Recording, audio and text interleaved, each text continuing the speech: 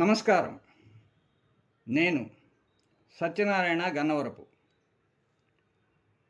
ముందుగా ఆండాల్ బ్లాగ్స్కి స్వాగతం. ఈరోజు మనం చెప్పుకోబోయే విషయం చెప్పుకునే ముందు మీ అందరికీ ఒక విన్నపం. వీడియో చూస్తున్న వాళ్ళు తప్పకుండా సబ్స్క్రైబ్ చేసుకోండి, లైక్ చేయండి, 10 మందికి ఈ విషయాన్ని పంచండి. ఈరోజు మనం ఆరోగ్యం గురించి మాట్లాడుకుందాం. ఆరోగ్యమే మహాభాగ్యం. ఈ విషయం అందరికీ తెలుసు కదా, ప్రత్యేకత ఏముంది అనుకోకండి. ఈ రోజుల్లో చిన్న పెద్ద అనే తేడా లేకుండా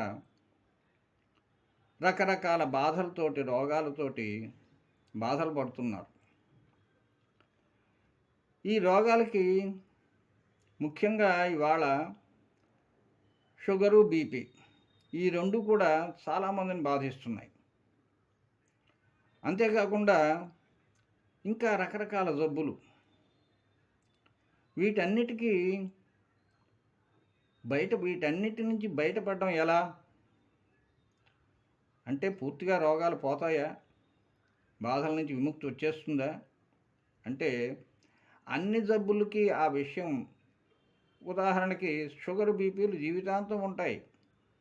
అయితే వాటి నుండి ఉపశమనం పొందుతూ వాటి వలన బాధలని తగ్గించుకుంటూ బ్రతకడం ఎలా? అయితే మంత్రాలకి చింతకాలు రాలుతాయా? రాలవు. దీనికి మానవ ప్రయత్నానికి తోడుగా దైవానుగ్రహం కూడా ఉండాలి అంటాను. ఆ దైవానుగ్రహం పొందడానికి మనం ఏ విధమైనటువంటి ప్రయత్నం చేయాలి అని తెలుసుకోవడమే ఈరోజు నేను చెప్పబోయే విషయం. మనకి బాధ కలిగినప్పుడు దాన్ని నివారించుకోవడం కోసం మనం ఎన్నో ప్రయత్నాలు చేస్తూ ఉంటాం. ఆ ప్రయత్నాల్లో భాగంగా వైద్యం చేయించుకోవడం, కొంతమంది బాగా దైవభక్తి గల వాళ్ళు జపాలు, పూజలు చేయించుకోవడం, ఇలా రకరకాలుగా ప్రయత్నాలు చేస్తూ ఉంటారు. ఏదైనా ఆరోగ్య బాధలు వచ్చినా లేదా ఆర్థిక బాధలు వచ్చినా ఇలా. ముఖ్యంగా ఆరోగ్యం దెబ్బతిని అనారోగ్య పాలైనప్పుడు మనం రోజు తప్పకుండా చేసుకోవలసినటువంటి ఒక చక్కని వేద మంత్రం ఒకటి ఉంది.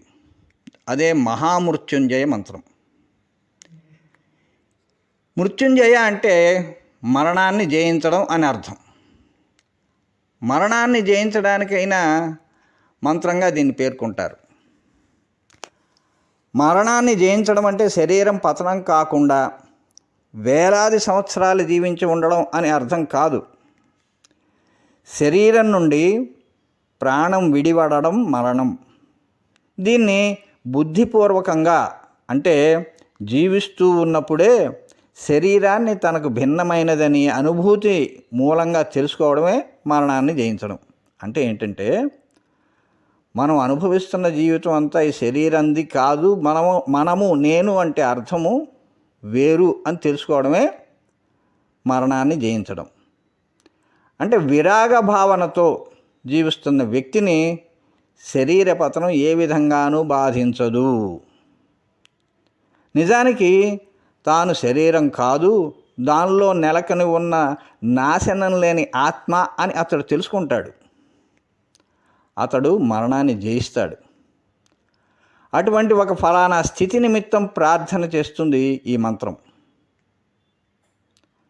ప్రతిరోజు ఇంటి నుండి బయటికి వెళ్తున్నప్పుడు ఈ మంత్రాన్ని జపించడం వలన మనం ఆపదల నుండి, ప్రమాదాల నుండి రక్షిస్తుందని చెప్పుకోవడం కద్దు.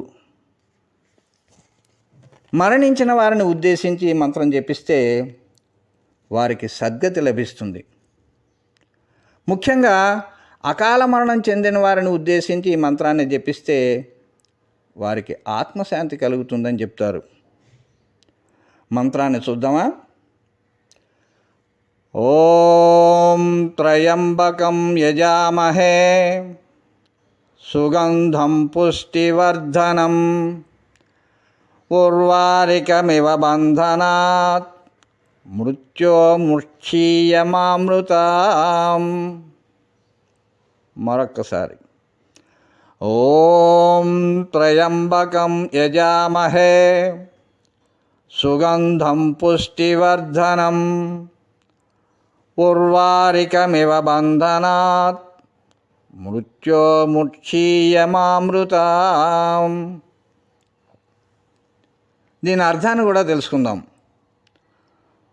సుగంధం అంటే సుగంధాన్ని వెదజల్లే, పుష్టివర్ధనం అంటే ఆహారాన్ని ఇచ్చి పోషించేవాడు, త్రయంబకుడు అంటే త్రినేత్రుడైన పరమశివుడు. ఆయన్ని యజామహే ఆరాధిస్తాం. ఉర్వారికమివ అంటే దోసపండు కాడ నుండి విడివిడినట్లు. అంటే ఏంటంటే దోసపాదు ఇది మొక్కలు పెంచే వాళ్ళకి, రైతులకి, వాళ్ళకి, వ్యవసాయం తెలిసిన వాళ్ళకి తెలుస్తుంది. దోసపాదు కాయ పండైన తర్వాత ఆ పండు దానంతట అదే తొడిమ నుండి విడిపోతుంది.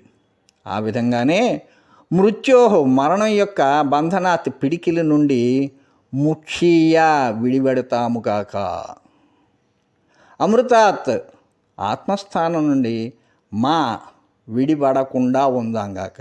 అంటే ఆత్మ నుండి మనం విడిపోకుండా ఆ మృత్యువుని మనము విడిపోతాము గాక. అంటే మృత్యువుని మనము తేలికగా తీసుకోవాలి అనేటి భావం. అంటే ఇంకా పూర్తిగా భావం సుగంధం వెదజల్లేవాడు, ఆహారాన్ని వసకి పోషించేవాడు, త్రినేత్రుడు అయిన పరమేశ్వరుని ఆరాధిస్తాం. దోసపండు కాడ నుండి విడిపడినట్లుగా మరణం పట్టు నుండి విడిపోతాం కాక ఆత్మస్థితి నుండి మాత్రము విడిపోకుండా ఉందుముగాక. ఇది దీని భావం. అయితే ఈ మంత్రాన్ని ఎలా జపించాలి, లేదా ఎలా పారాయణ చేయాలి, ఏం చేయాలి? మంత్రం అంటే వేదాల్లో నుంచి చెప్పినవి కాబట్టి, ఆ దైవానికి సంబంధించినవి కాబట్టి, శుభ్రత అంటే శుచిగా మనము స్నానపానాదులు అయిన తర్వాత చక్కని ఉతికిన వస్త్రాలు ధరించి రోజు ఒక 10 సార్లు కానీ, ఓపిక ఉంటే 108 సార్లు కానీ, ఇంకా లేదా 1008 సార్లు కానీ, మన ఓపికను బట్టి రోజు ఉదయం సాయంత్రం చేస్తూ ఉంటే బాధల నుండి మనకి ఉపశమనం తప్పకుండా లభిస్తుంది. దీనికి భక్తి, విశ్వాసం, దాన్నే షిరిడి సాయిబాబా గారు చెప్తారు, శ్రద్ధ సబూరి అని. ఏదైనా సరే నమ్మకం మీద సాధించగలుగుతాం. నమ్మకంతో రోగగ్రస్తులైతే బీపీ షుగర్లు ఉన్నవాళ్ళు, వాళ్ళకి తిరిగే ఓపిక మామూలుగా ఉంటే కనుక వాళ్ళంతట వాళ్ళు చేసుకోవడం ఉత్తమం. ఒకవేళ రోగగ్రస్తులై ఎవరైనా చేయలేని వారు ఉంటే వారి పేరుతోటి వాళ్ళ దగ్గర వాళ్ళు ఎవరైనా సరే, భార్య అయితే భర్త, భర్త అయితే భార్య, ఇలా కొడుకు, కూతురు, అల్లుడు, ఎవరైనా సరే వాళ్ళ తరఫున చేయడం ఆ ఫలితాన్ని ఇస్తుంది.